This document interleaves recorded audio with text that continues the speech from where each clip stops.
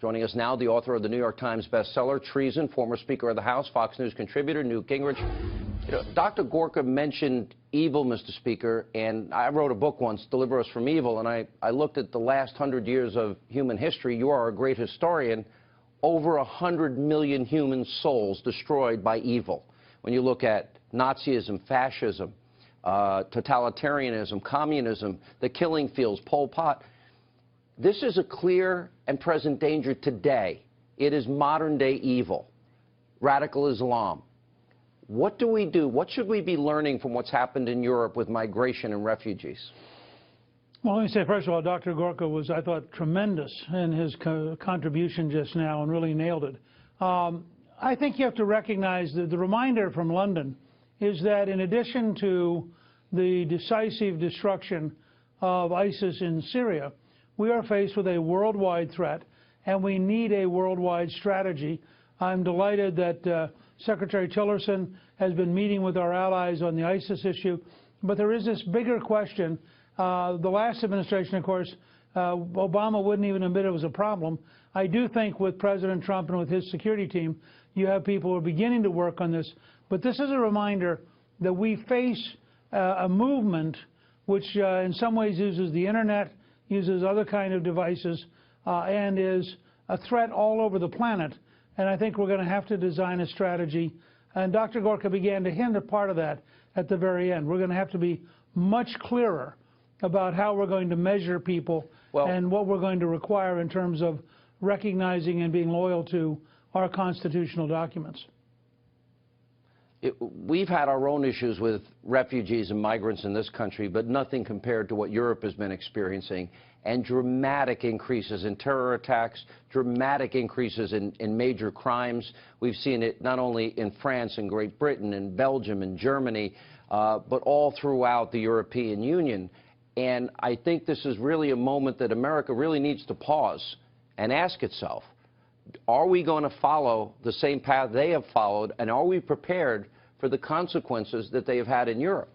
We have enough terror going on in Boston at the Marathon, in Chattanooga, at the Pulse nightclub in Orlando, at Fort Hood, and San Bernardino. We have our own problems already. Do we really want to invite other problems without a proper vetting system? I think that's part of it, and the other part of it is when people come here, we need to go back to teaching people how to be American, to assimilating them into an American civilization. We absorb lots of people from lots of places.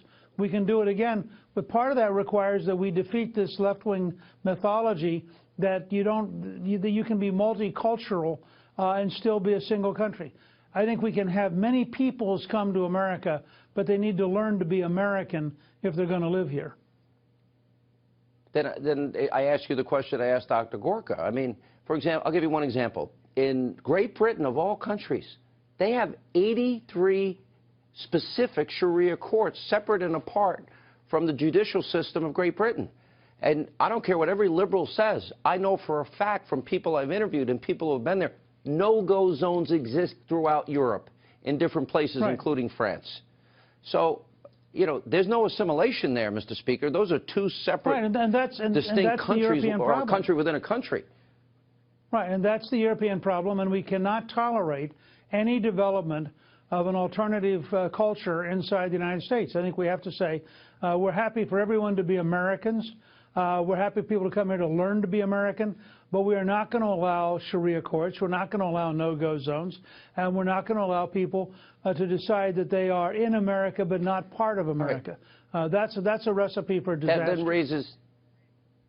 Then that raises the question that I was asking Dr. Gorka, and it goes to the heart of extreme vetting. And I would add a lot of other countries to it and make anybody that wants to be a guest in our country pay for their own vetting, my own thoughts. But how do you ascertain, knowing that ISIS, they may be evil, but they're not stupid, and they probably would be well-trained and coached on giving answers if they were being vetted? So I guess the question is, how do you possibly vet the mind, the heart, and the soul of somebody coming from a country whose culture, for example, is like Saudi Arabia? Well, I think part of it is you've got to have a lot more information than we have from anywhere in Syria about their background. What kind of a mosque do they go to? What kind of people do they hang out with? And I think you've got to be able to go back 3, 4, or 5 years. Not just getting them in a room to answer questions doesn't get you anywhere. But tracking down how they behaved, who they associate with, does give you a dramatically better sense of who they are. And frankly, people who go to radical mosques shouldn't be allowed into the United States.